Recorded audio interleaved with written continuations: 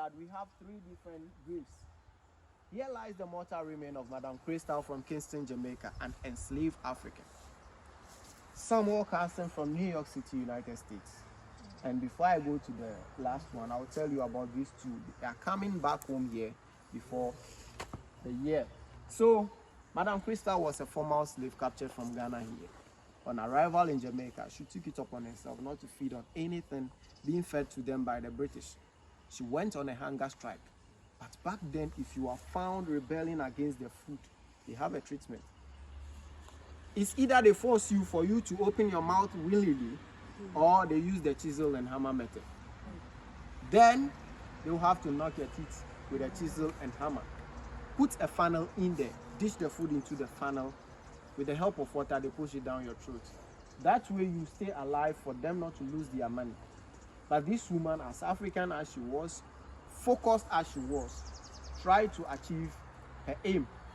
So whenever they forced her to eat, she also forced the food out. She died in the process. Her dying wish was that whenever they gain freedom, they should bring back whatever remains of her is left, that they should bring it back home to be buried on their soil. Samuel Carson, on the other hand, happened to be the first African American to rise to the highest rank in the Navy. Yes, I bet you don't know about it. That's because that part of the history was scrapped. They don't want us knowing what we are capable of doing. So this man here, after all he has done for them, he wasn't even given a befitting burial when he died. So before they could be brought back home, the then tourism minister and then the president of Ghana here, the late J.J. Rawlings, traveled to Jamaica. He witnessed a celebration going on. He asked what the celebration was all about. Apparently, slave trade was abolished way back in the year 1804, effectively 1807. So for those in the Caribbean and then Haiti, Barbados, and some others started celebrating what they call the Emancipation Day, but not here in Africa. So 1994, that was when we Ghanaians or the Africans realized something like this was actually going on for several years. So he came back home to implement the celebration. 1994? Yes. You realized what was going on? As in the Emancipation celebration. How long it took them to come home to be able to bring them back? So, 1994, that was when they realized that it is time for them to celebrate it. It took them 4 years for the first ever emancipation celebration to start. That was in 1998. 1998 saw the return of these 2 mortal remains. They were then flown in by the Ghana Airways, moved by the sea because they left these continents via the sea. They are right. Their passage was the sea. So if you are bringing them back home, you should take them through the ocean. So they took them through the ocean to the Cape Coast Castle and then Elmina Castle.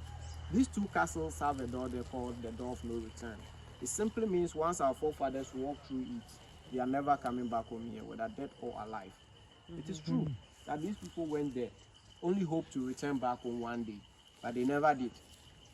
In 1998, their remains came back through the back door of the door of no return to make it a door of return.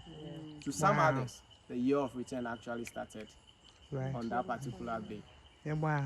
That was in 1998. Okay. So they were brought here on the 31st of July to be buried on their own land and in their own soil, so that their souls can finally find peace. The last one, as part of last 2 years celebration, year of return, we were all happy to receive our brothers and sisters back home. So many people were coming. Derek Johnson, AJ Johnson, and a lot of them. The Prime Minister of Barbados decided to come back. On her way, she went to the graveyard where her ancestors were buried. Assumed everything, all the bones that she could find on that particular land was placed in a coffin and then brought back home on the 11th of November to be buried here, so that this will serve as a link between the land of Africa and all those who died out there, to bring them back home to rest in perfect peace. That's how come we have the third one. If you look on the walls, we have pictures starting from